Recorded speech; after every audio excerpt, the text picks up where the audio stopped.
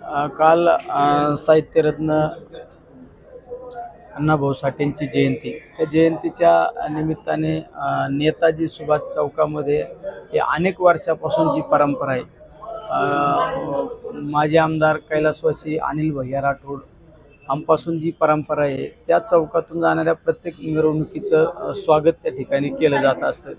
त्याच पद्धतीने काल त्यांचे चिरंजीव शिवसेनेचे राज्याचे युवकांचे नेते विक्रम राठोड यांनी सुद्धा त्या परंपरेनुसार प्रत्येकाचा मिरवणुकीचं स्वागत करण्याचं काम चालू असताना ठिकाणी चौकात आल्यानंतर काही राजकीय नेते मंडळींचं गाणं त्या एका डीजे समोर लावलं असताना त्यांनी त्या डीजेवाल्याला सांगण्याचा प्रयत्न केला की या ठिकाणी अण्णाभाऊ साठेंचं गाणं वाजलं पाहिजे, हे सगळ्यात महत्त्वाचं आहे। तर तुम्ही राजकीय नेत्याचं गाणं वाजू नका।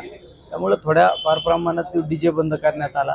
काही पोलीस डिपार्टमेंट त्या ठिकाणी गेल्यानंतर त्यांनी तो जमाव सुद्धा पांगवला, पण रात्री काही ॲट्रॅसिटीसारखा गुन्हा सुद्धा या ठिकाणी दाखल केलेला आहे।